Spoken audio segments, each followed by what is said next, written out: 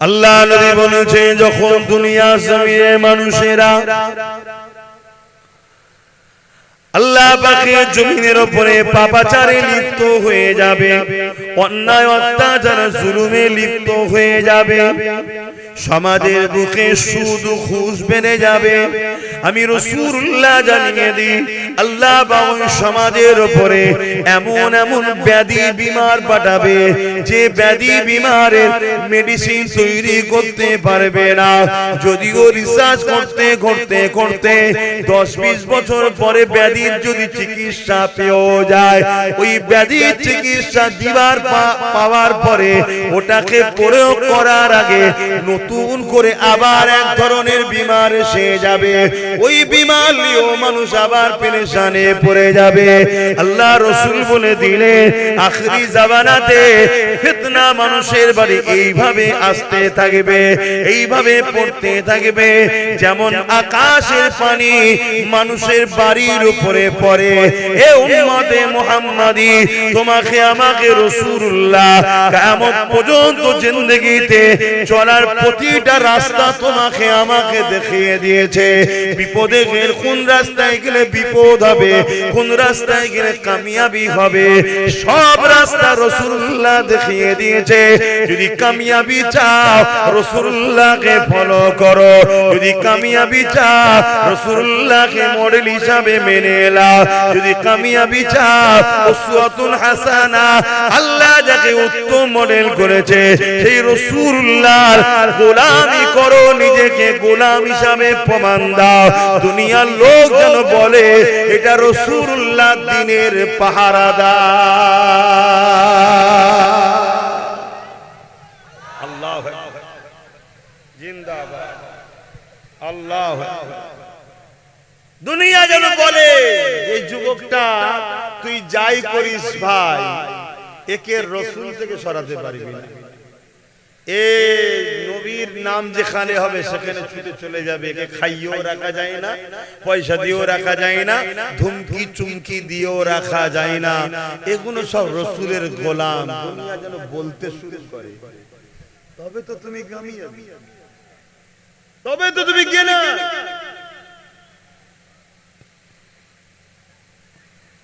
এই নওজোয়ান তরুণেরা মনে রেখে দিও, এ দুনিয়া আমার তোমার জন্য চিরস্থায়ী নয় গো।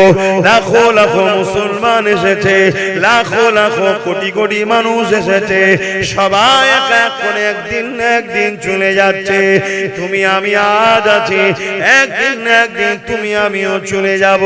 মনে রাখবে কুল্লু মান আলাইহা ফান, সব কিছু আল্লাহ একদিন ফানা করে দেবে, কিছুই থাকবে না। ওই দিনটা হবে সুম্মা নুফিকা উখরা ফাইযা হুম কিয়ামুন ইয়ানজিরুন, আবার সিংহাতে ফু দিয়া হবে। যেমন নাগল দিলে জমিন থেকে আলু ওঠে, তুমি আমি জমিন থেকে উঠবো। শুধু তুমি আমি নয় গো, মানুষ জাতি উঠবে। সে যে কোনো ধর্মের বর্ণের হোক না কেন, সবার শ্রেষ্ঠ মানুষের মাটিতে গিয়ে হচ্ছে ওখান থেকে উঠানো হবে। ওই উঠাবার দিনটা হবে ময়দানে মাশর, বিচারের দিন। যেদিনটা এত কঠিন দিন হবে, কোনো বাপ ছেলে হবে না, কোনো ছেলে বাপের হবে না, কোনো মা মেয়ের হবে না, কোনো মেয়ে মায়ের হবে না, কোনো স্বামী স্ত্রী হবে না, স্ত্রী স্বামীর হবে না। আরে দুনিয়ার নেতা কাতার কাতার তো সম্পূর্ণ আলাদা। কেন তাদের কাতারে তো আমি আপনি থাকবো না ইনশাআল্লাহ। তারা তো ফি নারি জাহান্নাম খালিদিনা ফিহা আবাদা, তারা জন্মের মতো ঢুকবে আর বেরোবে না।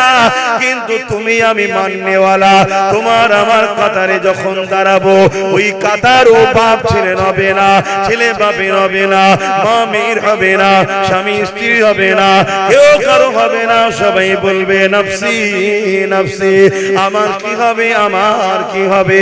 ওয়াকুল আদম সাবিউল্লাহ নফসি নফসি, আব্বা জান আদম সাবিউল্লাহ পর্যন্ত বলবে আমার কি হবে, আমার কি হবে।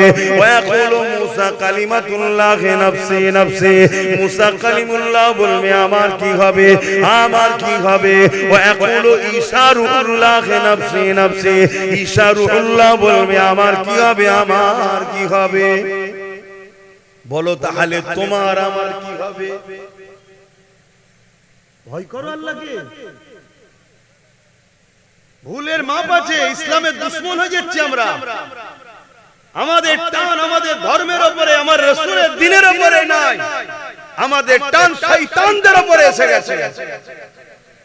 রাসূলের দ্বীনের বাইরে যত কাজ আছে সব শয়তানি কাজ।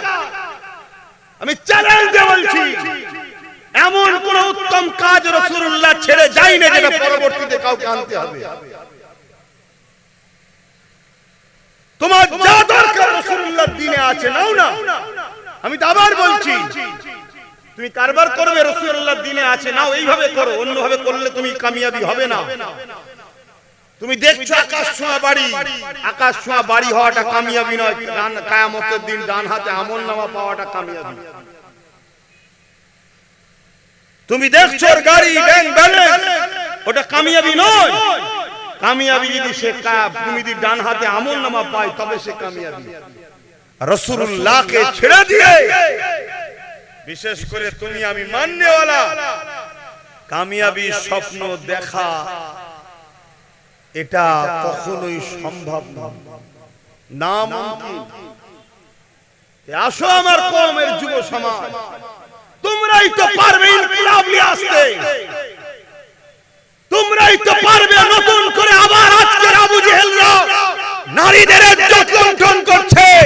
তোমরাই তো পারবে আজকের আবু জেহেলের কালো হাতকে ভেঙে দিয়ে মায়ের জাতের ইজ্জতকে রক্ষা করতে তোমরা পারবে। কিন্তু তোমরা এমন সহবতের সঙ্গে মিশে গেছো, তোমাদের সহবত যাদের সঙ্গে মিশেছো তারাই তো তোমাদেরকে চরিত্রহীন খারাপের দিকে নিয়ে যাচ্ছে। তোমরা ফুলের মতো পবিত্র হবে। আমার রাসূলুল্লাহর আখলাকে আসো, আমার নবীর আখলাক তোমাদের জীবনে আনো। হাদিস পাকে আছে, এক যুবক সাহাবীর কাছে একজন দেশের এক সুন্দরী নারী রাজার কন্যাকে দায়িত্ব দিয়ে পাঠিয়েছে, যাও ইনাকে তার বাপের কাছে পৌঁছে দাও। ওই নারী প্রথম, যেমন আজকে সব মিডিয়াতে দেখা যায় না, মুসলমান মানে এরা এই দেখছেন না, কত বড় বড় কথা বলছে তোমাদের এই পাশে। এক মানবরূপী পশু কোরআনে নাকি ভুল আছে। এটা সাম্প্রদায়িক কথা নয়, এটা উস্কানিমূলক কথা নয়, এটা কি দাঙ্গা লাগাবার কথা নয়। একে রাজ্য সরকার পাহারা দিয়ে রেখেছে। আর আজকে কেউ যদি বলে আমার পাসপোর্ট আছে, আমার বাপের নাম আছে, আমার নামকে ডিলিট হলো কেন, জবাব দাও। তাকে বলছি এরা সাম্প্রদায়িক দাঙ্গা লাগাচ্ছে।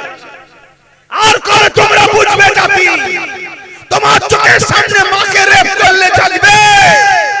তোমার চোখের সামনে তোমার ফুটফুটে বেটিটাকে রেপ করবে যখন, তখন তুমি জানবে।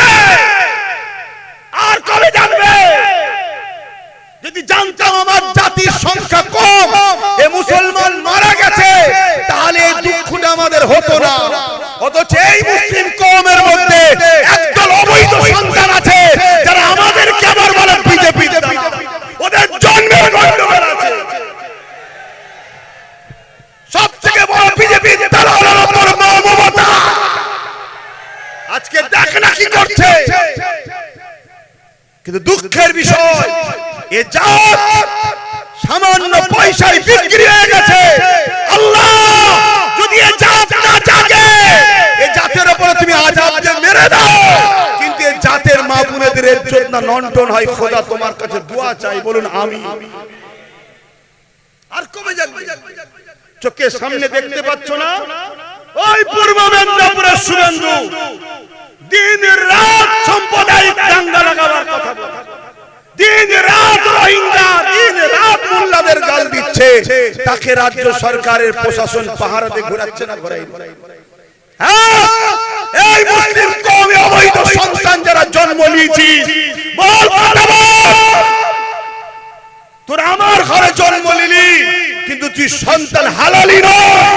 যদি হালালি হতিস তাহলে নবী বংশের আওলাদকে কখনো গালি দিতিস না। আজ আমার মসজিদ চলে যাচ্ছে, মাদ্রাসা চলে যাচ্ছে, কবরস্থান ঈদগাহ চলে যাচ্ছে, তারপরও আমার নাগরিকত্ব চলে যাচ্ছে। আমার বলার অধিকার নেই, আমি বলতে গেলে দাঙ্গাবাজ, ফিতনাবাজ, জুলুম, বন্দী করো, অ্যারেস্ট করো।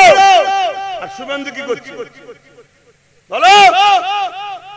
এখানে পাশে অর্জুন সিং কি করছে? বলছে ইসলামে নাকি রেপ করা ভালো কাজ। ভালো কাজ? এক কথা বলো, ভালো কাজ? এ জাত আল্লাহর আযাব আসার আগে শুধরে যাও, আল্লাহর আযাব আসার আগে শুধরে যাও। বড় কঠিন পরিস্থিতি সমাজে, এখনো যুব সমাজ তোমাদের জাগার সময় হয় না, এখনো থাকার সময় হয় না। আমরা সমাজে নিজেরা করে থাকি অনেক সময়। কি একটা মুরগিকে ধরার হলে চাল ছড়ায়, ওই চাল এসে এসে এসে এসে এসে এসে কিছুটা চাল এখানে দিই, তারপর আরেকটু দিই, আরেকটু দিই, আগিয়ে আগিয়ে আগিয়ে আগিয়ে থেকে এনে এনে এনে এনে একটা ঘিরার মধ্যে লাস্টে চাল ছড়ায়। ও খেতে খেতে খেতে কত খেয়ালই নেই ও ঘিরার মধ্যে ঢুকে গেছে, তখন গেট লাগিয়ে তাকে ধরে ফেললো, জবাই জবাই। তোমার আমার দশতে এইটা হচ্ছে। হ্যাঁ, সব জায়গা বাড়ছে, ইমামেরা অনেক কিছু চিল্লাচিল্লি করে 500 টাকা বেড়ে গেছে। ইমাম খুশি, সব ইমামের কথা বলে দেবো। অনেক ইমাম আছে পয়সা নাই না, আর ডাইরেক্ট আবার যদি লোবো না, তারপরে চাপ এসে যাবে, নাচারে নিতে হয়, কিন্তু সেটা নিয়েছে খরচ করে না। অনেকে আমাকে বলেছে ভাইজান আপনি বিশ্বাস রাখেন খরচ করেন, কিন্তু যদি বলি লোবো না, আমি দুর্বল, আমার সেই ক্ষমতা নেই, আমি গরিব মানুষ। হ্যাঁ, নাচারের মসলা আল্লাহ পাক তাকে দেখছে, আল্লাহ নাচারের খাতিরে মানুষকে মাফ করে দেয়। কিন্তু আমার কওমের কিছু একদল ইমাম লেবাসের দালাল আছে না? না, হ্যাঁ। আর এইগুলো বলি বলে তারা আবার আমার বিরুদ্ধে কথা। এখন নতুন করে এক মুফতি দালাল কথা বুঝছেন না? হ্যাঁ, মুফতি তো এনারাও বসে আছে, কিন্তু দালাল মুফতি আলাদা দেখতে। সে কখনো ঘুরিয়ে ফিরিয়ে দিনের পক্ষে কথা বলবে না, ঘুরিয়ে ফিরিয়ে শুধু বলবে হ্যাঁ সবই ঠিক আছে, ওয়াকাব যাচ্ছে, ওয়াকাবের কথা হচ্ছে, সবই বুঝছি, তারপরেও একটু দেখতে হবে। অসুবিধা হচ্ছে আপনাদের? এই যুবকরা অসুবিধা হচ্ছে। আজ আব্বাস সিদ্দিকী কথা বলছে, কাল আব্বাস সিদ্দিকী বলবে না, সাথে ধিৎকার এসে যাচ্ছে। কখনো কখনো মনে হচ্ছে যে আল্লাহ এদেরকে মেরে ফেলে, এদেরকে মেরে দাও, তুমি আযাব দিয়ে আসমান থেকে কিছু গজব দিয়ে মেরে দাও। ফালতু খালি জঞ্জালের মতো ভর্তি হয়ে পড়ে আছে, অপরের কাজে লাগছে, দিনের দুশমনদের কাজে লাগছে, দিনের তো কাজে লাগছে, মেরে দাও। কিন্তু কমসে কম এদের বাচ্চাগুলো, এদের মা বোনগুলোকে বেইজ্জতি করো না। কারণ আজ তোমাকে কেউ যদি 500 দেয়, 1000 দেয়, তুমি কি ভাবছো এর ওসুল করবে না? এই ওসুলটা কখনো তোমার মা, কখনো তোমার বোন, কখনো তোমার মসজিদ, কখনো তোমার মাদ্রাসা, কখনো তোমার দিনের উপর দিয়ে ওসুল করছে।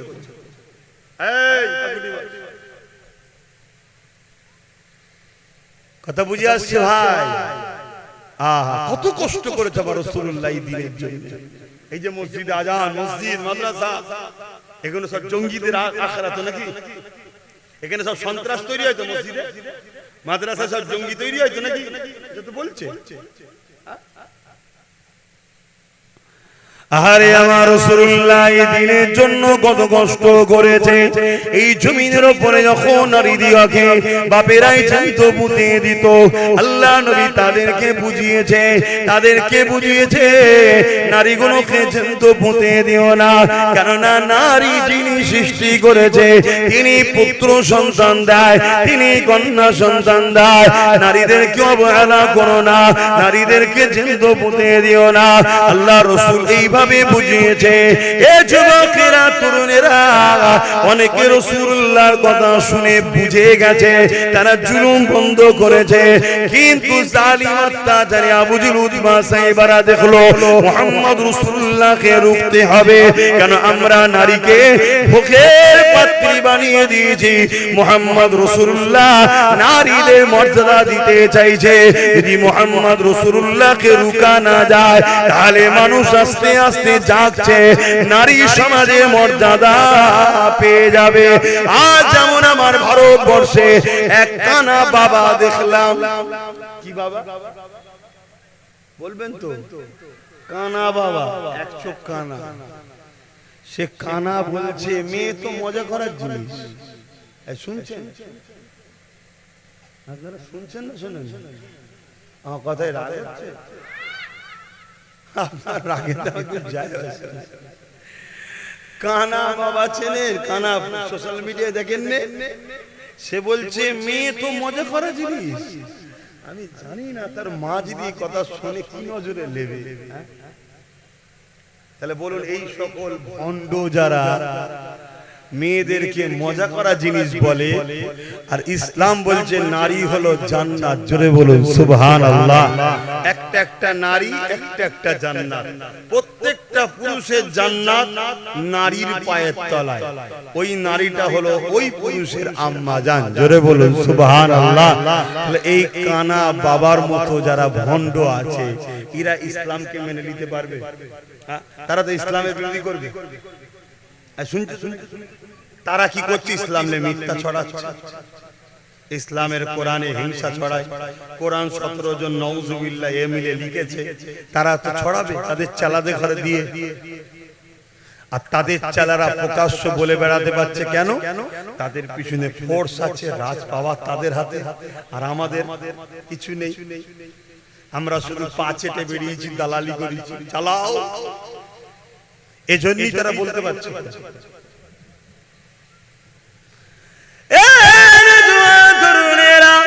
আল্লাহ নবী নারীদেরকে মর্যাদা দিয়েছে, কিন্তু নারীদেরকে পুতা বন্ধ করেছে। আল্লাহ নবী নূহ নবী দয়া নবী জানিয়ে দিলে, কোন ঘরে যদি একটা কন্যা সন্তান হয়, ওই বাপ যদি এই কন্যা সন্তানকে, কোন ঘরে যদি আল্লাহ রাসূল জানালেন দুটো সন্তান হয়, ওই বাপ যদি এই দুই সন্তানকে লালন পালন করে তার বিবাহটা দিয়ে দেয়, আমি রাসূলুল্লাহ তাকে শাফাত করে জান্নাতে নিয়ে যাব। এক সময় এক সাহাবী বলতে লাগলেন, ইয়া রাসূলুল্লাহ হাবিবাল্লাহ, আমার তো একটি মাত্র সন্তান, দুটো তো নাই, হুজুর আমি কি নিয়ামত পাবো না? আল্লাহ নবী বললেন, যাও সাহাবী, তুমি যখন বললে কারো ঘরে যদি একটাও কন্যা সন্তান হয়, ওই কন্যাকে লালন পালন করে যদি বিবাহ বড় করে বিবাহ দিয়ে দেয়, আমি রাসূলুল্লাহ জানিয়ে দিই, ওই বাপের শাফাত করে জান্নাতে নিয়ে যাব। আল্লাহ নবী আরো জানান, এ আমার উম্মাত উম্মতিরা, আমি রাসূলুল্লাহ জানিয়ে দিলাম, কোন বাপের দাম্পত্য জীবনে যদি তিনটে কন্যা সন্তান হয়, ওই বাপ যদি তিনটে কন্যা সন্তানকে লালন পালনের স্নেহ মমতা দিয়ে বড় করে বিবাহ দিয়ে দেয়, আল্লাহ নবী দুটো আগুন তুলে দেখিয়েছে, যেমন পাশাপাশি ওই তিন বাবা যেমন করে তিন কন্যার বাবা আর আমি রাসূলুল্লাহ আল্লাহর জান্নাতে পাশাপাশি থাকিব। আরো জোরে বলুন সুবহান। তাহলে নারীদের প্রকৃত মর্যাদা দিতে তো আমরাই পারি, কিন্তু আজ আমাদের দেশে আমাদের সমাজে নারীদের ইজ্জত আছে? কথা বলছে না তো। কারণ কি? আমাদের দোষ। কারণ আমাদেরকে যে জন্য আল্লাহ পাঠিয়েছিল সে কাজ ছেড়ে দিয়ে আমরা দালালির কাজে নেমেছি, পাচাটার কাজে বেরিয়েছি। আল্লাহ আমাদেরকে এই জমিনে পাঠিয়েছে খলিফা করে, প্রতিনিধিত্ব করার জন্য আমরা এসেছি। এই জমিনের উপরে অন্যায় মিটিয়ে ন্যায়কে প্রতিষ্ঠিত করা এটা ঈমানের দায়িত্ব। তা'মুরুনা বিল মারুফ ওয়া তানহাউনা আনিল মুনকার, অন্যায়কে মিটাও, ন্যায়কে প্রতিষ্ঠিত করো। এই যে কাজ আল্লাহ দিয়েছে তার জন্যই তো আমাদেরকে খায়রুল উম্মাহ করেছে। কুনতুম খায়রুল উম্মাহ উখরিজাত লিন-নাস তা'মুরুনা বিল মারুফ ওয়া তানহাউনা আনিল মুনকার, ন্যায়কে প্রতিষ্ঠিত করো, অন্যায়কে মিটাও। এজন্যই তো আমরা শ্রেষ্ঠ উম্মত। আজ আমরা ন্যায়কে মিটাই না, এই ন্যায়ের পক্ষে নেই, আমরা অন্যায়ের পক্ষে। তাহলে বলো আল্লাহ আমাদেরকে ছেড়ে দেবে? আল্লাহ বলেছে, যখন তোমরা আমাকে আমার হাবিবকে ছেড়ে দিয়ে যাদের দলদাস হবে, আমি আল্লাহ তাদের হাতে তোমাদেরকে মিটাবো। সূরা বাকারার মধ্যে আল্লাহ বলেছে। আল্লাহ আমাদের উপরে জালিম বাদশাদের বসিয়ে দিয়েছে আমাদেরকে টাইট করার জন্য। এটা আমাদের পাওনা, এখনো সময় আছে। তওবা করো, ইস্তেগফার করো, ফিরে আসো, পরিবর্তন হও। আল্লাহকে ভয় করো, নবীকে প্যার করো, নবীর মডেলে জীবন গড়ো, নবীর আদর্শে জীবন গড়ো, নবীর সুন্নায় জীবন গড়ো। জিন্দেগীর প্রতিটা মুহূর্তে রাসূল ছাড়া অন্য কাউকে ফলো নয়। আসো, চেষ্টা তো করো। চেষ্টা করতে গিয়ে 100টা কাজ ধরুন বোঝাবার জন্য বলছি, চেষ্টা করতে গিয়ে 10টা হয়েছে, 90টা মিস হয়ে গেছে। কিন্তু ইচ্ছা করে মিস করেননি, চেষ্টা করেছিলেন, করার হয়। যেমন ফজর বেলা নিয়ত করেছেন নামাজ পড়ব, কিন্তু ঘুমটা ভাঙেনি। এই তওবা আর কাজা নামাজ আদায় করলে মাফের একটা রাস্তা আছে। আর যদি আমরা ইচ্ছা করি ছেড়ে দিই, তাহলে কি করে মাফ হয়? কথা মাথায়। আমরা চেষ্টা করেছি, জুলুম করব না, কারো ক্ষতি করব না, কিন্তু ওই অইচ্ছাকৃত কখনো হয়ে গেছে, তার কাছে যদি ক্ষমা চেয়ে সেদিন মাফ করে দেয়, আল্লাহ তো ক্ষমা করে দেয়। বাপেরা, নওজওয়ানেরা, তরুণেরা, এ নবী পাকের প্রেমিকেরা, আল্লাহ নবী জানিয়ে দিলে, বাবারা শুনে রেখে দাও, জেনে রেখে দাও, ততক্ষণ পর্যন্ত তোমরা ঈমানদার হতে পারবে না। লা ইউমিনু আহাদুকুম হাত্তা কুনা হাব্বা ইলাইহি মিন ওয়ালিদিহি ওয়া ওয়ালাদিহি ওয়ান নাসি আজমাইন। ততক্ষণ পর্যন্ত তোমরা ঈমানদার হতে পারবে না যতক্ষণ পর্যন্ত তোমরা তোমাদের ধন দৌলত, জমি জায়গা, ঘর বাড়ি, টাকা পয়সা, বাপ মা, এমনকি নিজের জানের থেকে আমি রাসূলুল্লাহকে বেশি আজিজ দামি না জানবে, বেশি মহব্বত না করবে, ততক্ষণ পর্যন্ত তোমরা ঈমানদার নয়। আর যে ঈমানদার নয় তাকে আল্লাহ কেন সাহায্য করবে? এই যুবকেরা, তরুণেরা, বাপেরা, হযরত ফারুক আযম রাদিয়াল্লাহু তাআলা ওই মজলিসে বসেছিলেন। আল্লাহ নবী যখনই বললেন ততক্ষণ পর্যন্ত তোমরা ঈমানদার হতে পারবে না, বাপ মা, ধন দৌলত, জমি জায়গা, ঘর বাড়ি, এমনকি নিজের জানের থেকে বেশি নয়। তখন হযরত ওমর ফারুক দাঁড়িয়ে গেলেন, আল্লাহ নবীকে আরজ করলেন, ইয়া রাসূলুল্লাহ, হাবিবাল্লাহ, আমি আপনাকে সব কিছু থেকে বেশি ভালোবাসি, ইল্লা মিন নাফসি, জানের থেকে বেশি নয়। আল্লাহ নবী বললেন, উমার হবে না, জানের থেকে বেশি ভালোবাসতে হবে। এ নিজাম আল্লাহ তৈরি করে দিয়েছে রে উমার। ওই সময় উমার ফারুক চুপ করে গেলে, একটু পরে উঠে বলতে লাগলে, ইয়া রাসূলুল্লাহ, হাবিবাল্লাহ, আমি উমার গাওয়া দিচ্ছি, আমি আমার জানের থেকেও বেশি আপনাকে ভালোবাসি। আরো জোরে বলুন সুবহান।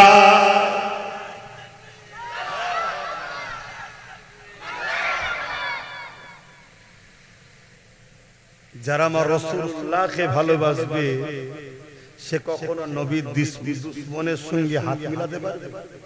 নবীর দুশমনের সঙ্গে কাঁধে কাঁধ মিলাতে পারবে? নবীর দুশমনকে সহযোগিতা করতে পারবে? একটা হলো বিনিময়, আর একটা হলো মেহনত, তার জন্য সহযোগিতা করা। দুটো এক নয়, আলাদা। দুনিয়াদারিতে হিন্দু, মুসলিম, দলিত, আদিবাসী, সাঁওতাল, বাগদি, খ্রিস্টান, মতুয়া, শিখ, পাঞ্জাবি, সবাই মানুষ, ভাই ভাই মিলেমিশে থাকবে, সব আদমের সন্তান, সব মা হাওয়ার ছেলে মেয়ে। শুনছেন তো? আজকে আমার কেউ কাজ করে দিয়েছে, বিনিময়ে তাকে পয়সা দিয়েছি, বা আমি কারোর দোকান থেকে কিছু কিনেছি, বিনিময়ে পয়সা দিয়েছি, কেউ আমার থেকে কিছু মাল দিয়েছে, বিনিময়ে পয়সা দিয়েছে, এটা হলো বিনিময়, এটা আলাদা জায়গা। কেউ আমার উপকার করেছে, বিনিময়ে আমি তার উপকার করেছি, কেউ আমাকে হেল্প করেছে, বিনিময়ে আমি তাকে হেল্প করেছি, কেউ আমাকে এখানে প্রাধান্য দিয়েছে, বিনিময়ে তার জায়গায় আমি তাকে প্রাধান্য দিয়েছি, এটা বিনিময়। কিন্তু আমি সামান্য অর্থের জন্য, নিজের একটু পদের জন্য আমি এমন লোককে সহযোগিতা করে শক্তিশালী করছি যে আমার মসজিদ মাদ্রাসাকে মিটাচ্ছে, কোন ঈমানদার কাজ করতে পারে? শুনছেন তো নাকি? আর নবীর বিরুদ্ধে যে গিয়েছিল তার সম্বন্ধে কোরআনে আল্লাহ কোরআনে আয়াত নাজিল করেছে, আমার এই মাওলানা ভাইরা আরো জানে ভালো।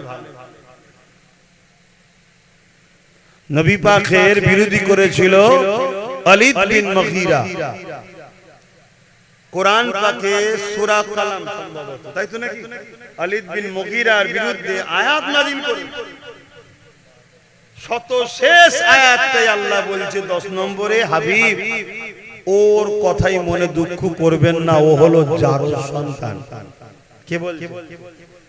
জোরে বলবেন তো। আল্লাহ বলছে। তাই মুসলিম ঘরে যদি কেউ এই নবীর দুশমন থাকে আর তাকে যদি আমি বলি যে সন্দেহ হয় ও হালালি নয়, আপনাদের কষ্ট হয় নাকি?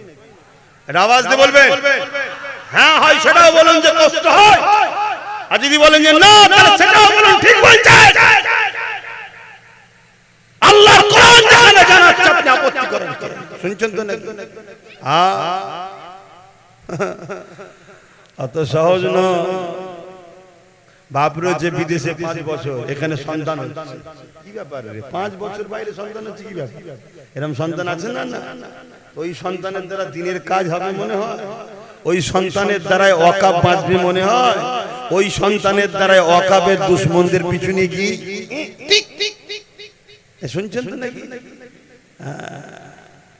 আর একটা কারণে সন্তান খারাপ হয়ে যায়, সেটাও বলে দিয়ে যায়। বাপ মা ভালো, সন্তানও হালালি, কিন্তু খাদ্য খেয়ে খেয়ে খেয়ে খেয়ে রক্ত হারাম হয়ে গেছে। শুনছেন তো নাকি? তার দ্বারাও দিনের কাজ হবে মনে হয়। হ্যাঁ, কেন নাপাক শরীর কখনো পাক জান্নাতে? আর একটু সরাসরি দেন না রে বাবা, আব্বা জান একটু সরাসরি দেন। রক্ত খারাপ, শরীরে রক্ত, অবৈধ টাকা, গরিবের টাকা, এতিমের টাকা, বিধবার টাকা, ধোকার টাকা, মিথ্যাবাজির টাকা, ফডের টাকা, চাকরি দিবার নামের টাকা, শুনছেন? চিটিংবাজি করা টাকা, তেরপল বিক্রি করা, চাল বিক্রি করা, এসব হয় না? ঘরের কাটমানি টাকা। রক্ত ঠিক থাকবে? রক্ত জন্ম ঠিক আছে, কিন্তু রক্ত খাদ্য যে যে যে যে গন্ডগোল, এর দ্বারা দিনের উপকার হবে? আমার অজে কি আপনাদের অসুবিধা হচ্ছে? আমি যেগুলো বলছি বা বড় পাওয়ারের সাথেই বলছি, কথা বুঝলেন? হ্যাঁ, বাবেরা মনে রেখে দেবেন, ইতিহাসের ইতিহাস, ইসলামের ইতিহাস গাওয়া দিচ্ছে। যুগে যুগে যুগে ইসলামের সব থেকে বড় ক্ষতি যারা করেছে, তারা ইসলামের লেবাসে, ইসলামের ঘরে জন্ম নিয়ে, ইসলামের ঘরে সন্তান দাবি করে, সামান্য অর্থের জন্য, পদের জন্য ইসলাম বিদ্বেষীদের সঙ্গে হাত মিলিয়ে ভেতর থেকে গাদ্দারি ধোঁকা দিয়ে ইসলামের সব থেকে বড় ক্ষতি করেছে।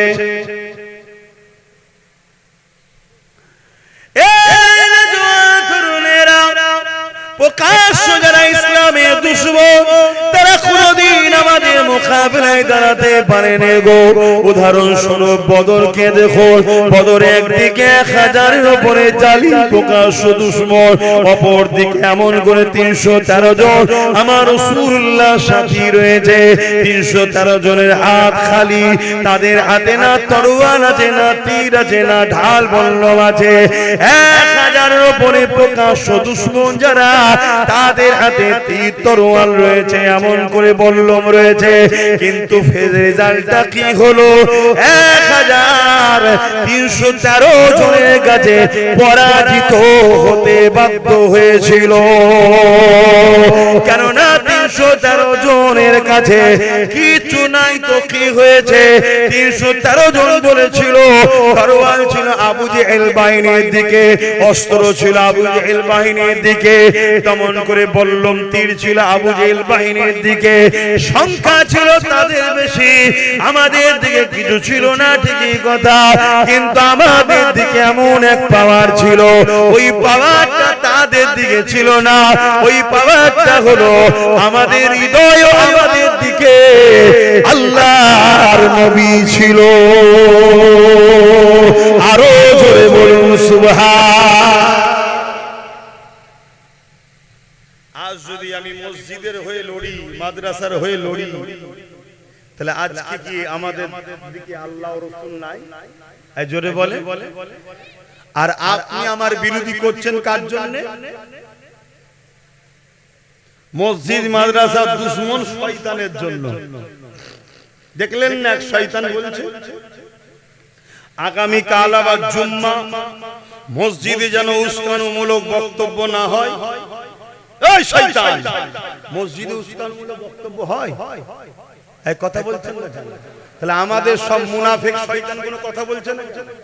মুনাফিক মৌলী সাহেব, মুনাফিক বক্তা সাহেব, মুনাফিক হুজুর সাহেব, মুনাফিক পীরজাদা সাহেব সব চুপ কেন? যে আপনি এটা কি বলছেন? এই কথাকে এক্ষুনি উইথড্র করুন, এক্ষুনি কথাকে বলুন ভুল হয়েছে, না আপনার দলে থাকবো না। আমার খোদার ঘরে দাঁড়িয়ে এই ইমামরা তোরা উস্কানিমূলক কথা বলিস? ইসলাম তোদেরকে শিখিয়েছে উস্কানিমূলক কথা বলার কথা?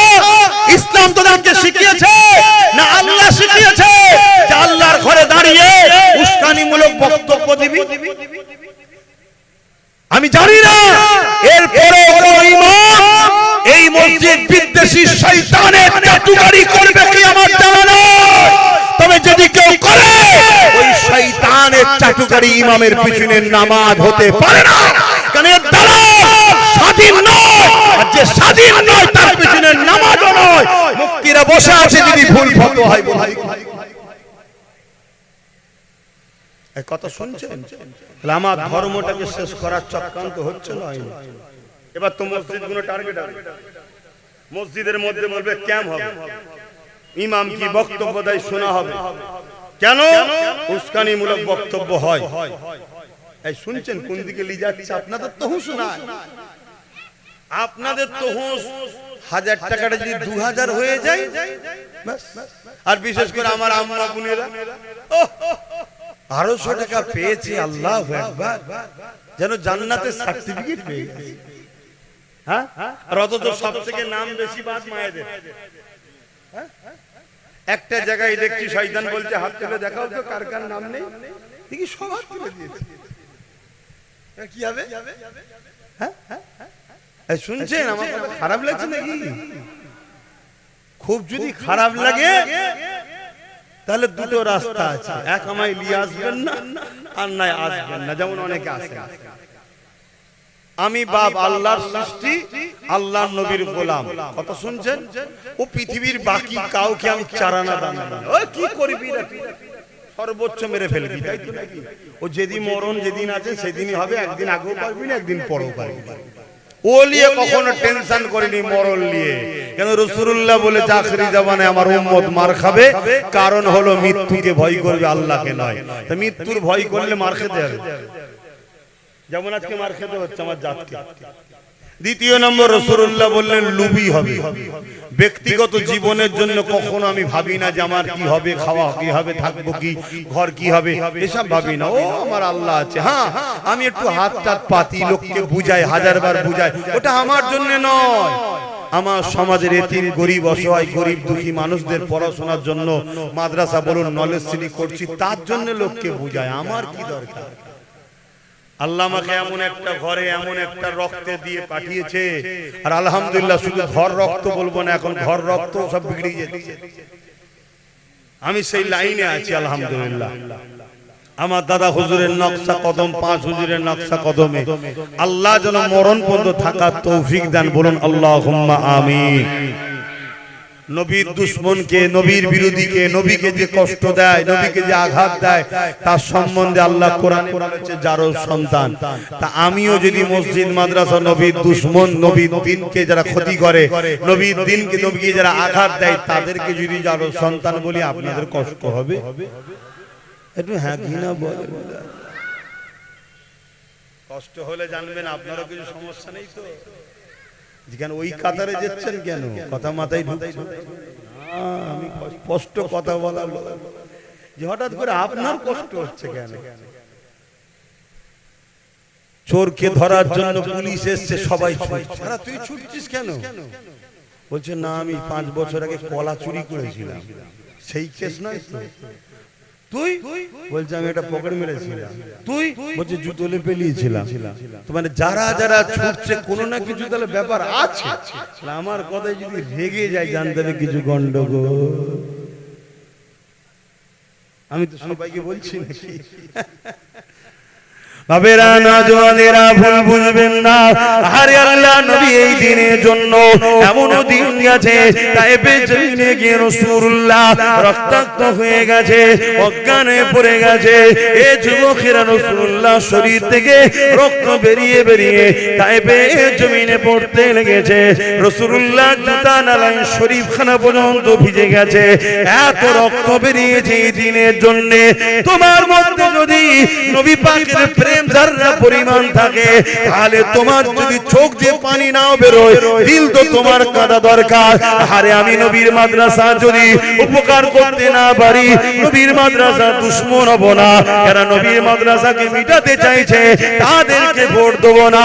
আমি মাদ্রাসা যদি কোন রকম এক বস্তা সিমেন্টও যদি না দিতে পারি, মাদ্রাসা তৈরি করার কাজে যদি নাও আসি, কিন্তু কমসে কম আমার মাদ্রাসাকে যারা আইন তৈরি করে মিটিয়ে দিবার প্ল্যান করছে তাদেরকে একটা ভোট দিয়ে সহযোগিতা করব না।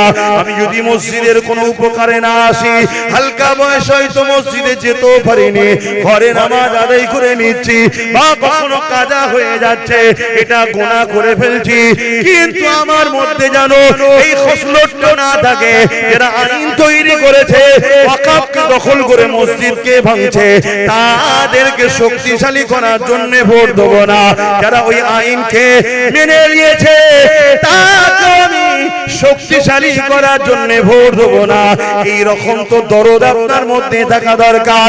আমি কোরআন পড়তে পারিনি, হালকা বয়সে ভুল করে ফেলেছি, কিন্তু কোরআনকে আমি মহব্বত ভালো যদি বাসি, তাহলে কোরআনের পক্ষে যদি আমি হাফেজকে দান না করতে পারি, কোরআনের মাহফিলে খরচ যদি করতে না পারি, কমসে কম যে শয়তান বলবে কোরআন শেষ হয়ে যাবে, আমার উন্নতি শেষ হবে না, ওই শয়তানকে তো ভোট আমি দেব না। কেননা ওই শয়তান আমার কোরআনের বিরুদ্ধে কথা বলেছে।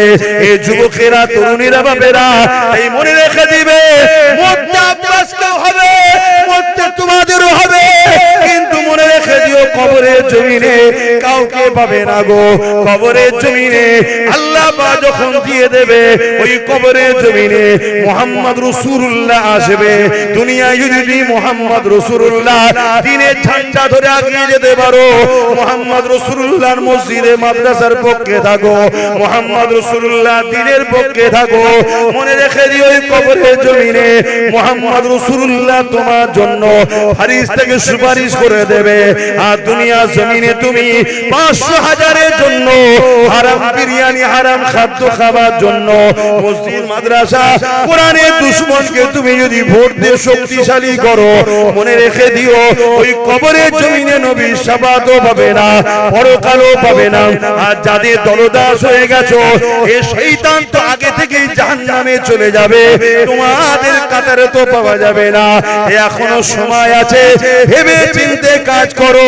যদি ভেবে চিন্তে না কাজ করো, যতগুলো আজ বেঁচে আছো, বাকি কোনো কালকে নাম বাদ পড়ে যাবে। শুনছেন তো? অসুবিধা হচ্ছে? 2022-এ বলেছিলাম একটা ছেলেরই গলা পাওয়া যাচ্ছে, আপনাদের মধ্যে গায়ে লাগছে না? তাহলে এই বাচ্চারই গলা পাচ্ছে, আপনাদের পাওয়া যাচ্ছে না কেন? হ্যাঁ কি না বলুন, অসুবিধা হচ্ছে? সেই এর গলাটাই পাওয়া যাচ্ছে, হ্যাঁ এর গলাটাই পাওয়া যাচ্ছে। আপনাদের সবার গলা কি একাই চেপে দিচ্ছে? আল্লাহ তোকে বড় হলে যেন দিনের মুজাহিদ, দিনের জন্য লড়াই করার, ওয়াজ করার তৌফিক দিক। বলুন আমিন, বলুন আল্লাহুম্মা, বলেন আপনারা। ঠিক বলছি তো নাকি? তো ভাইরা আমার মনে রাখবেন, আজ উদাহরণ হিসাবে বলছি, উদাহরণ, এই মুফতি সাহেবের একটা দল আছে, এই মুফতি সাহেবের একটা দল আছে। আমি যদি ইনার পক্ষে দাঁড়াই, ইনি বাজার, আর ইনার পক্ষে দাঁড়াই, ইনি বাজার, তাই তো নাকি? তাহলে আল্লাহ ও রাসূলের বিরুদ্ধে যখন আমরা গিয়ে দ্বীনের দুশমনদের পক্ষে দাঁড়াবো, আল্লাহ ও রাসূল বেজার হবে না? হবে না? তাহলে আমি লড়াইটা করছি, যেটাই বলি, ভোট বলি আর সাপোর্ট বলি আর যেভাবেই বলি, আল্লাহ ও রাসূলের বিরুদ্ধে বলছি না, আল্লাহ ও রাসূলের দুশমনদের বিরুদ্ধে বলছি। তাহলে আল্লাহ ও রাসূলের দুশমনদের বিরোধী করছি, কিন্তু এই কথার জন্য আমার বিরোধী যারা করছে তারা কার জন্য আমার বিরোধী করছে? তারা ওই যারা আল্লাহ ও রাসূলের দুশমন তাদের পক্ষে দাঁড়িয়ে তো বিরোধী করছে। আল্লাহ রাসূল বলছেন মান আহাব্বা লিল্লাহ ওয়া আবগাদা লিল্লাহ ওয়া আতা লিল্লাহ ওয়া মানআ লিল্লাহ ফাকাদ ইসতাকমালাল ঈমান। ভালোবাসবেন আল্লাহর জন্য, দুশমনি করবেন আল্লাহর জন্য, বন্ধুত্ব করবেন আল্লাহর জন্য, বিচ্ছেদ হবেন আল্লাহর জন্য। তাহলে আমি ভালোবাসবো কার জন্য? দুশমনি করব কার জন্য? বিচ্ছেদ হব কার জন্য? আত্মীয়তা হবে কার জন্য? তুই বাবা বেশি আর চিল্লাস না, এদেরকে একটু নেকি নিতে দে বাপ, তোর গলা বসে যাবে। কার জন্য গো? সবটা কার জন্য? শাহাদাত আকল তুলে বলুন কার জন্য? জবান খুলে দিয়ে বলুন কার জন্য? আল্লাহর জন্য। তাহলে আজ আমি লড়ছি, মসজিদ কার ঘর, মাদ্রাসা কার ঘর? নবী পাকের বলা হয় ওটাও তো আল্লাহরই জন্য, ঠিক তো নাকি? হ্যাঁ, কবরস্থান আমরা থাকবো ঠিকই, কিন্তু ওটাও তো আল্লাহর নিজামের জন্য। তাহলে ঈদগাহ আল্লাহর জন্য। সেই জায়গায় আজকে যে আমি মসজিদ, মাদ্রাসা, ওয়াকফ, দ্বীনের দুশমনদের বিরুদ্ধে লড়ছি, এই লড়াইটা আল্লাহর জন্য করেছি। মান আহাব্বা লিল্লাহ, আল্লাহর ভালোবাসাই করেছি। কিন্তু এর রিঅ্যাকশনে যারা যারা আমার বিরোধী করছো, তুমি কার জন্য লড়ছো? না, আমার ওই জাহান্নামীর জন্য লড়ছি, আমার ওই শয়তানের জন্য লড়ছি, তাই তো নাকি? হ্যাঁ, যারা তোমার দিনকে মিটাচ্ছে, সামান্য পদ দিয়েছে, হুজুর সাহেবের হুঁশ হারিয়ে গেছে। সামান্য পদ দিয়েছে, মুফতি সাহেবের মাথা হারিয়ে গেছে। সামান্য পদ দিয়েছে, মলি সাহেব দিশেহারা হয়ে গেছে। ইতিহাস শোনো, কারবালার মাঠেতে ইমামে হোসাইন পাক হুজুরকে শহীদ করার জন্য, ধরার জন্য 25,000 লোক এজিদ বাহিনী থেকে এসেছিল। ওই 25,000-এর মধ্যে 13,000 ছিল আলেম, মুফতি, হাফেজ। কত ছিল? 13,000। আজকের হাফেজ দেখে অজ্ঞান হয়ে গেলে হবে না, এজিদি না হোসাইনি দেখতে হবে। মুসলমান তো সবাই রে বাবা, শুনছেন তো? বাজারে গেলে দেখছেন সব কটা গরু ন্যাস তুলে দেখতে হয়, এড়ে না বেড়ে। শুনছেন তো নাকি? হ্যাঁ, তো মুসলমান তো সব রে বাবা। এ নামাজ তো 73 দলেই থাকবে, রোজা তো 73 দলেই থাকবে, হজ তো 73 দলেই থাকবে, দান খায়রাত তো 73 দলেই থাকবে, সব থাকবে। কিন্তু মনে রেখে দিও,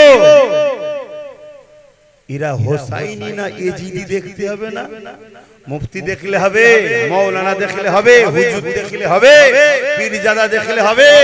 আগে দেখতে হবে এ হোসাইনি না এজিদি।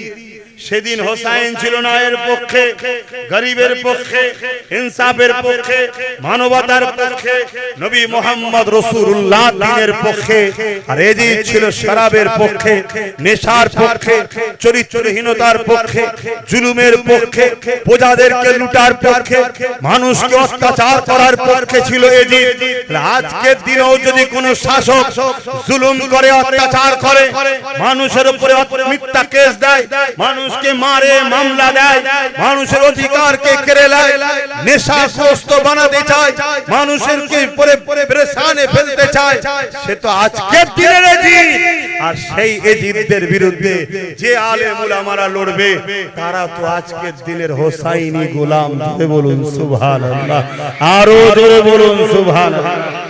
আরে বয়সে গিয়ে লাভ নাই, অনেকে বয়সে যাচ্ছে, বয়সে আমি মুরব্বি, আমার বাপ মুরব্বি। আরে রাখতার মুরব্বি, বয়সে গিয়ে লাভ নাই। বয়স হলে চুল দাড়ি পাকে, অন্য কিছু হয় না। কি পাকে? চুল দাড়ি পাকে। ইমামে আজমকে জিজ্ঞেস করা হয়েছিল যে আপনার দাড়ির দাম বেশি না ছাগলের দাড়ির দাম বেশি? কি আছে তো নাকি? কি গো মওলানা সাহেব বলবেন, আপনার দাড়ির দাম বেশি না ছাগলের দাড়ির দাম বেশি? ইমামে আজম বলছে, মা এই প্রশ্নের জবাব পরে দাও। হুজুর ইন্তেকাল হয়ে গেল, জবাব দেওয়া হয় না, হুজুরের লাশ নিয়ে যাচ্ছে। অমুসলিম মহিলা ছিল, জিজ্ঞেস করছে কার লাশ? বলছে ইমামে আজম আবু হানিফা। মহিলা বলছে কোথায় নিয়ে যাচ্ছ? না ইন্তেকাল করছে, লাশ নিয়ে মুসলমান কখনো ওয়াদা খেলাফ করতে পারে না। দেখুন এটা অমুসলিম কি বলছে, মুসলমান কখনো ওয়াদা খেলাফ। উনি বলেছিলেন একটা প্রশ্ন করেছিলেন, উত্তর দেবো না দিয়ে চলে যাচ্ছে, মানে মুসলমান ওয়াদা খেলাফ করতে পারে না। রাখো, উনি ওয়াদা খেলাফ করতে পারে না, কে ওয়াদা পালন করবে? তা জিজ্ঞেস করছে, বুড়ি মা জিজ্ঞেস করে, এই ইমাম তোমরা তো মুসলমান, তোমাদের নবী কখন ওয়াদা খেলাফ করেনি, তোমাদের নবী শিখিয়েছে, আমার প্রশ্নের উত্তর দিলে না কেন? তখন এই লাশ থেকে আওয়াজ আসছে, জোরে বলুন সুবহানাল্লাহ। হায় রে হায় রে হায় রে, এই বডির মধ্যে যখন রূটা থাকে তখন জিন্দা বলা হয়, রূ বেরিয়ে গেলে বলা হয় লাশ, মরা। আল্লাহ রূহকে আবার পাঠিয়ে দিয়েছে, যাও। আমার আবু হানিফা কথা বলবে, নুমান বিন সাবিত কথা বলবে, আল্লাহর ওলিরা তো এমনি মরা নয় রে বাবা, তারা জিন্দা। কোরআন বলছে আল্লাহ তাদেরকে রিজিক দেয়, তারা খায়, জোরে বলুন সুবহানাল্লাহ। ওদিকে আমি এখন যাচ্ছি না, যেটা বলছি, ইমামে আজম বলছে, মা আমার দাড়ির দাম অনেক বেশি, জোরে বলুন সুবহানাল্লাহ। বুড়ি জিজ্ঞেস করছে, তখন এই কথাটুকু বললেন কেন? ইমামে আজম বলেছিলেন, মা ঈমান হালে যদি মরতে না পারতাম, এই দাড়ি টুপি নামাজের কিছু দাম থাকতো না। আলহামদুলিল্লাহ ঈমান হালে মরিছি, তাই বলতে পারছি দাড়ির দাম বেশি। আমি ঈমান হালে মরবো কি মরবো না তখন তোমার জানা ছিল না মা, তাই আমি সম্মান দিচ্ছি যারা ঈমানদার বয়স্ক বুজুর্গ আছে, ঠিক আছে, কিন্তু কেউ অন্যায়কে সাপোর্ট করে যদি বলে আমি বয়স্ক, আমি বুজুর্গ, আমি এই আমি ও, সব কথা শরীয়তের দলিল নাই। শরীয়তের দলিল হলো তুমি কোরআনের পক্ষে আছো না নাই, মাদ্রাসা মসজিদের পক্ষে আছো না নাই, এটা হলো দলিল। এটাই তোমাকে দেখাতে হবে। তুমি বলছো না সবই ঠিক আছে, হ্যাঁ সবই ঠিক আছে, বিজেপি চলে এলে কি হবে? পশ্চিম বাংলা চালাচ্ছে কারা? টিএমসি। ও তো শুধু একটা আলাদা জার্সি লাগিয়েছে মোল্লাগুলোকে বোকা বানাবে বলে, বোকা পাড়াই সেই চুনকে দই বলে বিক্রি করা না, এই বোকা মুসলমানগুলোকে একটা বোকা বানাবে বলে একটা শুধু স্যাম্পল দিয়েছে টিএমসি। আদৌ চালাচ্ছে তো বিজেপি, এতদিন 15 বছর চালাচ্ছে কারা? বিজেপি। যার নাম এলটিডি তার নামে আল্ট্রাটেক, শুধু ট্যাক্স বেড়ে গেছে বলে কোম্পানি নামটা চেঞ্জ করে দিচ্ছে, কথা বুঝে আসছে না? নাই, হ্যাঁ এখানে 40% মুসলমান, এখানে ডাইরেক্ট হিট করলে অসুবিধা আছে, এখানে ঘুমটাওয়ালাকে পাঠাও, সে গিয়ে ইফতারও থাকবে, নামাজও থাকবে, ঈদগাহও থাকবে, কথা বুঝে আসছে, সব জায়গায় থাকবে।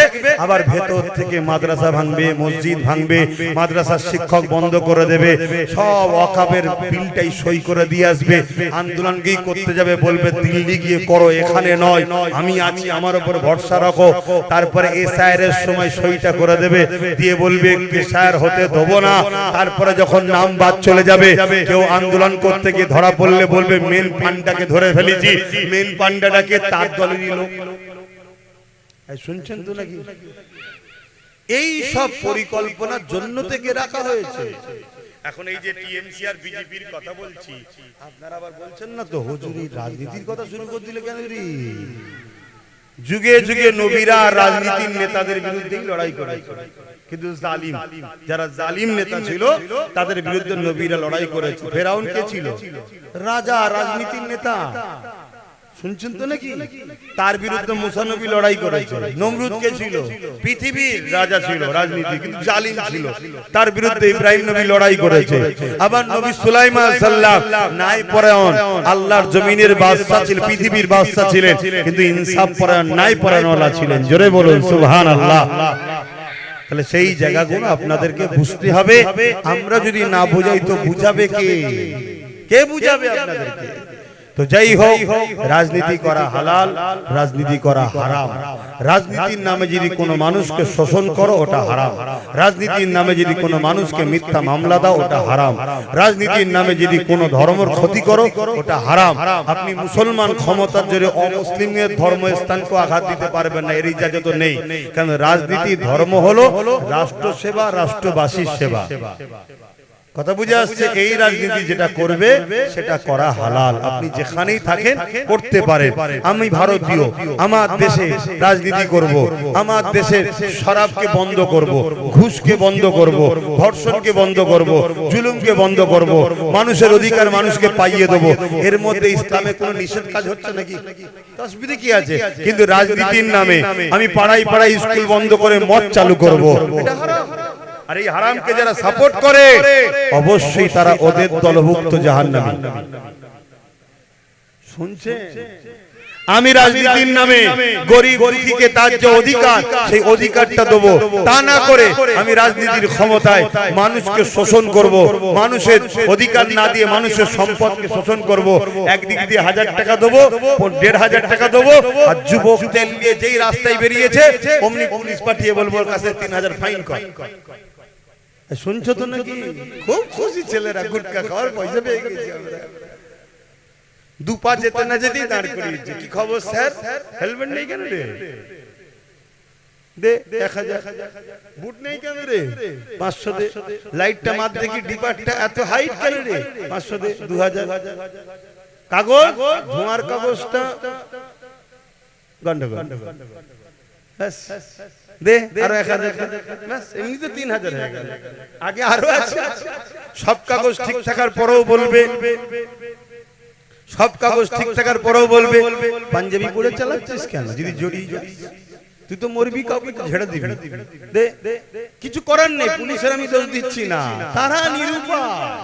তাদেরকে উপর থেকে কোটা দিয়ে দেয়, এই মাসে তোমাকে 50 লাখ দিতে হবে, না হয় জঙ্গল মহলে পেটিয়ে দেবো। তো সে বেচারি যাবে কোথায়? তো সে তুলবে কোথা থেকে? তার কি ফ্যাক্টরি আছে নাকি টাকা ছাপাবে? তোমার আমার পকেট কাটছে, লিজে আলা ধরেন আমাকে ঠিক রাখে। কথা কিছু বুঝে আসছে? অসুবিধা হচ্ছে? এত যদি নাও বোঝে, কমসে কম একটা কথা তো বোঝে, আমার হাতকে শক্ত করে। আর আমি যদি মসজিদ মাদ্রাসা ভাঙিয়ে হাতকে শক্ত করবেন? জোরে বলো, জোরে বলো। না, করব না কোনোদিনই। কথা বুঝে আসছে? তাহলে আজকে ওয়াকাফের দুশমন কেন্দ্রীয় সরকার ওয়াকাফ কালা কানুন তৈরি করেছে না করেন? তাকে শক্তিশালী করবেন। আর তাকে যে এই বাংলায় আস্তে আস্তে জায়গা করে দিচ্ছে এবং তার কালা কানুন ওয়াকাফ বিলকে যে মেনে নিয়েছে, সেই রাজ্য সরকার বিগত যে ছিল তাকে শক্তিশালী করবেন। আর যদি করেন, রাসূলুল্লাহর হাদিসটা তাহলে একটু শুনে যান। আল্লাহ নবী বললেন যে অন্যায় জালিমকে, জুলুমকারীকে, জালিমকে জানার পরও যে মুসলমান, মিসকাত শরীফের হাদিস, তাকে শক্তিশালী করার জন্য সাথ দেবে, ওই মুসলমান ইসলাম থেকে বেরিয়ে যাবে। শুনছেন? কোন মুসলমান জালিমকে জালিম জানার পর শক্তিশালী করার জন্য তাকে যদি সাথ দেয়, ওই মুসলমান ইসলাম থেকে বেরিয়ে যাবে। যে আমার ওয়াকাফকে মিটাতে চাইছে কেন্দ্র সরকার, আমাদের কাছে জালিম না? জালিম না। আর রাজ্য সরকার তার আইনকে মেনে নিয়েছে, এটা জালিম না? জালিম না। দুর্গাপুরে বল্লুজাতে মাদ্রাসা ভাঙেছে, এটা জালিম, জুলুম না? জুলুম না। জুলুম যে করে তাকে বলা হয় জালিম, তাই তো নাকি? তাহলে এদেরকে যদি আপনি ভোট দেন, ইসলামে থাকবে? এবারে বলবেন হুজুর সব ঠিক আছে, কিন্তু দিবার সময় তার আপনি থাকছেন না। 1000 টাকা পেয়ে গেছি যখন দিয়ে দিই। শুনছেন তো নাকি?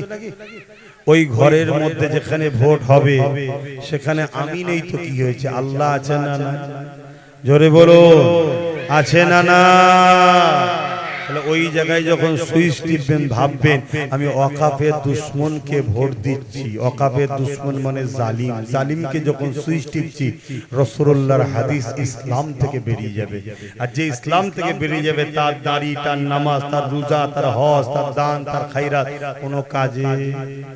এই সাবধানটা করা দরকার আছে না? না। এবারে দিনের শেষে সেই লাস্টে একটা কথা আসবে, সবই বুঝলাম, বিজেপি চলে আসবে, কি হবে? শুনছেন তো নাকি?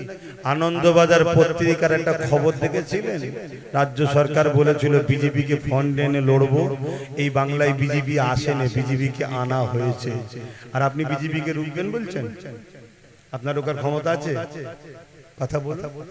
বিজেপি যা করছে রাজ্য সরকার সেটা করছে না, করেনি? মনে রাখবেন, বিজেপি যা আরএসএস তাই। টিএমসি যা আরএসএস তাই। কথা বাতে ঢুকছে।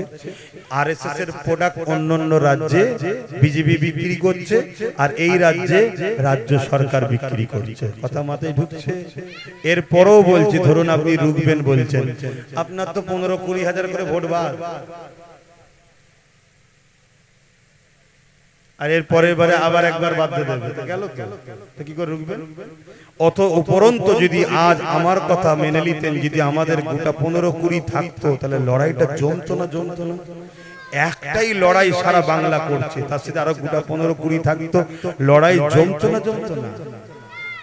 অতএব যদি মনে হয় বিশ্বাস এই বান্দার উপরে হয়, এই যে নামগুলো এখনো বাদ রয়েছে, বলছে ট্রাইব্যুনালে যেতে হবে, ট্রাইব্যুনাল এখনো চালু হয়েছে?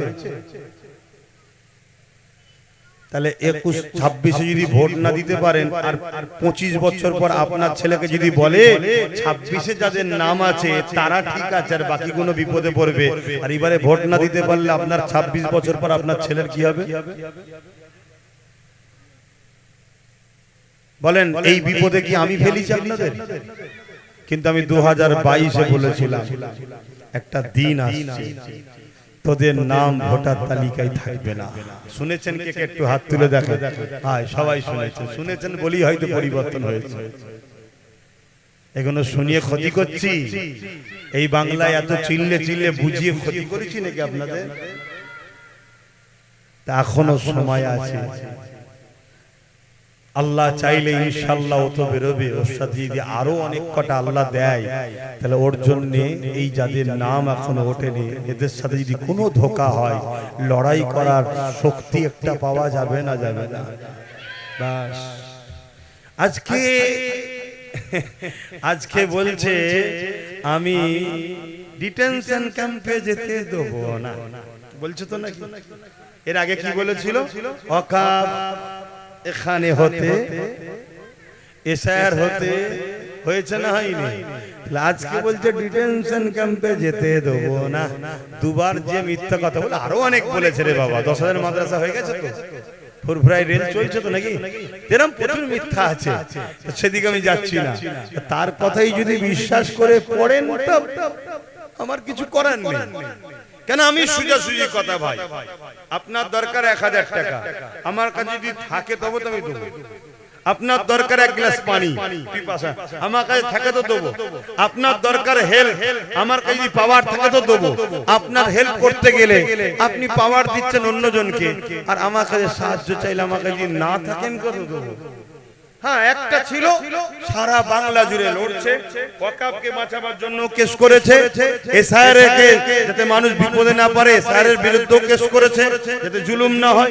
আজকে দিনও কেস চালাচ্ছে। কথা বুঝে আসছে?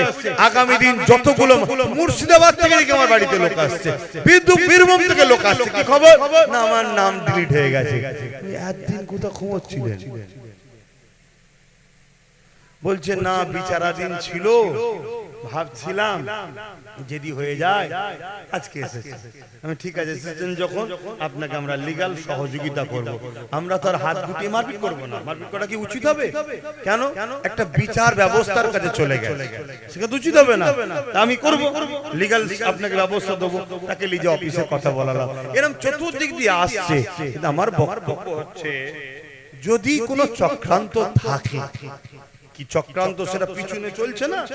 যদি কোনো চক্রান্ত থাকে মুসলমানদের ক্ষতি করব, তাহলে আমার হাতে যদি লড়াই করার পাওয়ার না থাকে, আমি আপনার জন্য লড়াই করব কি করে? এটা আপনাকে বুঝতে হবে। সেই জায়গায় আপনাকে খেয়াল রাখতে হবে। তো যাই হোক, আপনারা নিশ্চয়ই শুনছেন চারিদিকে এই এসআইআর এর আন্দোলন করতে গিয়ে অশান্তি হচ্ছে, তাই তো নাকি? আমি যাদের নাম তালিকাতে ডিলিট হয়েছে তাদের উদ্দেশ্য করে বলবো, আন্দোলন করতে হবে। আন্দোলন করুন, আন্দোলনের পক্ষে আমি। কিন্তু আন্দোলনের নামে দুটো কাজ যেন না হয়। নাম্বার 1, সাধারণ মানুষের কোনো ক্ষতি যেন, কষ্ট না হয়। নাম্বার 2, দেশ বিরোধী কোনো কাজ যেন না হয়, দেশের সম্পদের যেন ক্ষতি না হয়। কথা বুঝে আসছে? পাশাপাশি আরেকটা যোগ করব, সেটা হলো এটাই, যখন কোন আইনে কোন জিনিস চলে যায় সেটাকে আইনের অস্ত্র দিয়ে কাটতে হবে। লোয়ার কোর্ট আপনার সাথে বেইনসাফি করেছে, আপনি হাইকোর্ট যান, হাইকোর্ট বেইনসাফি করেছে, আপনি সুপ্রিম কোর্ট যান, কিন্তু তা বলে এটা নয় আপনি বিচারপতিদের সঙ্গে ঝগড়া লেগে যাবে, এটা উচিত হবে না। আর এটাও আপনাকে জানিয়ে রাখি, আরো 11টা 12টা রাজ্যে এসআইআর হচ্ছে, কোন রাজ্যে এই সমস্যা নাই যেটা বাংলায় সমস্যা হচ্ছে। আপনি খবর রাখুন দুনিয়া, অন্যান্য রাজ্যের এসআইআর নির্বাচন কমিশনার সে সমাধান করে দিয়ে কিছু মৃত লোক, এটা লোক ওটা লোক যা বাদ গেছে। আমি জানি নির্বাচন কমিশনারও কারো ইশারায় চলছে, আমি মানি। বিহারে যেমন এসআইআর হলো, জিতার পরে নামগুলো যাদের বাদ ছিল সব তুলে দিল, শুনছেন তো নাকি? ওটা জিতার একটা পরিকল্পনা, জিতার একটা পরিকল্পনা। কেন নাম যদি থাকে ভোট দেবে আমার বিরুদ্ধে, এর নামগুলো বাদ দিয়ে দাও, তাহলে না থাকবে বাঁশ, না থাকবে বাঁশুরি, না আমার বিরুদ্ধে ভোট দিতে পারবে, আমি সুসুর করে চলে আসব। কিন্তু তারপরে নামগুলো বিহারে কিন্তু সব তুলে দিয়েছে, কিন্তু আমার রাজ্যে একমাত্র ব্যতিক্রম, যেটা নির্বাচন কমিশনের হাত থেকে কেড়ে নিয়ে বিচারপতির হাতে চলে গেছে।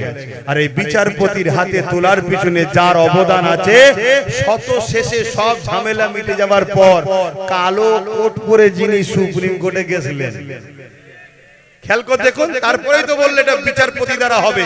যদি বিচারপতির হাতে না থেকে নির্বাচন কমিশনের হাতে যদি থাকতো, তাহলে তো আমরা সবাই আন্দোলন করতে পারতাম যে আপনি কি করে ভোট ঘোষণা করছেন, আপনি দায়িত্বশীল হয়ে আপনার নাগরিক এখন ভোটের তালিকায় নাম ওটা ক্লিয়ার হয়নি, আপনি ভোট ঘোষণা করলেন কি করে? আগে নাম ঠিক করুন তারপরে ভোট। আর বিচারপতির হাতে চলে যাওয়া মানে বিচারপতি বলছে ভোট ঘোষণা তো আমার কাজ নয়, আমাকে দিয়েছে, আমার টাইম মতো দেখবো, যাকে সন্দেহে বাদ দেবো, যাকে মনে হবে রাখবো, সন্দেহওয়ালারা পরে কোর্টে যাবে, বিচার হবে। যদি কোর্টের জজেরা তখন আবার বসে ট্রাইব্যুনালে বসে, যদি বলে এ নাগরিক, নাম উঠবে, যদি বলে নাগরিক নয়, কি করবে আল্লাহ ভালো জানে, আমি এখন বলতে পারছি না। কিন্তু আমার তো কাজ নয়। নির্বাচনকে বাঁচালো কে? নির্বাচন কমিশনকে বাঁচালো কে? কথা বুঝে আসছে? সব গটাপ কেস। তাই আন্দোলন করুন, আন্দোলন যেন হিংসায় রূপ না নেয়। আন্দোলনের মধ্যে শোনেন, আরেকটা কথা বলে দেই, আন্দোলনের মধ্যে কিছু লোককে ঢুকিয়ে দেওয়া হচ্ছে, যাদেরকে ঢোকানো হচ্ছে উদ্দেশ্য আন্দোলন যাতে করতে না পারে, এই ভিড়টাই অশান্তি লাগিয়ে দাও। যেমন আপনারা খবর পাচ্ছেন কিছু কিছু জায়গায় আন্দোলন শান্তভাবে হচ্ছিল, তার মধ্যে ভিড় ঢুকে গিয়ে অশান্তি করেছে, আর সেই অশান্তির পরে নিরীহ নিরীহ লোকগুলোকে টার্গেট করে ধরো। কথা বুঝে আসছে? সেই টার্গেট করে ধরো। যেমন স্পষ্ট কথা বলছি, একজন শাহজাহান কাদেরী সাহেব নামে একজন মৌলানা সাহেব, বেচারি সে তার ব্যাংকের কাগজের সমস্যা হয়েছিল, সমাধান করে ঘরে ফিরছে, দেখছে রোডে আন্দোলন হচ্ছে। আন্দোলন হলে আপনারা কি করেন? বাইরে বেরিয়ে দেখেন তো, বাইরে বেরিয়ে দেখেন কোথায় আন্দোলনের বীজখানে না ভিড় পিছন দিকে, পিছন দিকে দাঁড়িয়ে দেখছে, পিছন দিকে দাঁড়িয়ে সে বেচারি দেখছে, কিন্তু তাকে টার্গেট করে তুলে দেওয়া হলো। অথচ ওই আন্দোলনে যারা বক্তব্য দিচ্ছে তাদেরকে কিন্তু তোলা হলো না। কেন? তারা তো ফিতনা তাল লাগালো যাতে আন্দোলনে করার জন্য কেউ না নামতে পারে। কি প্ল্যান চলছে দেখছেন? কিন্তু এই সব কিছু প্ল্যান কখনো আপনারা রুখতে পারবেন না যতক্ষণ পর্যন্ত না আপনাদের হাতে রাজ পাওয়ার থাকবে। একদম ওপেন কথা বলে যাচ্ছে, আপনাদের সন্তানের মতো, ভাইয়ের মতো মানেন, তাই বুঝাচ্ছি। যতক্ষণ না থাকবে মনে রাখবেন, যাদের হাতে দিয়েছেন ওরা কেউ আপনাদের নয়, শুধুমাত্র তেজপাতার মতো আপনাদেরকে ব্যবহার করছে। তাই আমার কথা এই জায়গায় শেষ। আগামী দিন ভোট আসছে, সুইচটা টিপার সময় ভাববেন আপনার বাচ্চার ভবিষ্যৎ।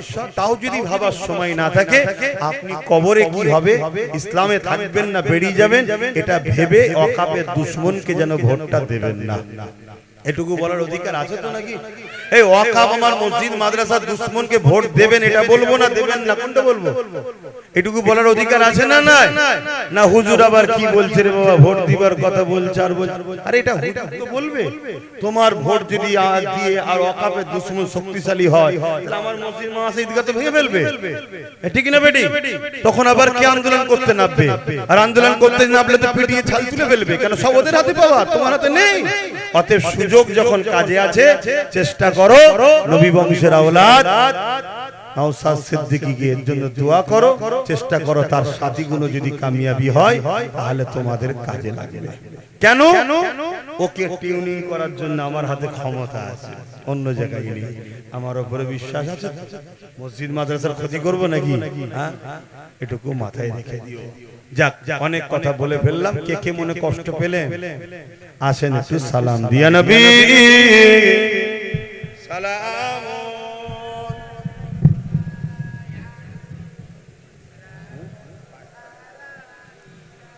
ইয়া হাবিব সালাম সালাবাতুল্লাহ। আমি একবার একটা জিনিস দেখতে চাইছি যে এতক্ষণ আলোচনা হলো, এই আলোচনায় আমাকে কেউ ভুল বুঝে মনের উপরে কষ্ট পেলেন না তো? কারা কারা আমার পক্ষে আছেন, আমার কথায় সহমত, একটু হাত তুলে সাক্ষী দেন। হাত লম্বা করে তোলেন। নারে তাকবীর, নারে দিবেন, নারে দিবেন, দ্বীন ইসলাম, দ্বীন ইসলাম, নারে দিবেন। তাহলে আমার যারা ভাই রাস্তায় আছো, দুয়াতে কমসে কম নেবে আসো, দুয়াতে নেবে আসো। দুয়াটা কমসে কম একসাথে বসে করো। কেন একটুখানি চেপে চেপে আসেন, আপনারাও চেপে চেপে আসেন, একটু দুয়াতে শরীক হয়ে যাও। চেপে চেপে আসেন, আগে আসেন, আগে আসেন, ওদেরকে একটু জান্নাতের জায়গা করে দেন। চেপে আসেন, তাড়াতাড়ি দুয়াতে একটু শরীক হয়ে যাও। তাহলে আল বাদরু আলাইনা মিন শানিয়াতিল ওয়াদাই ওয়াজাবা শুকরু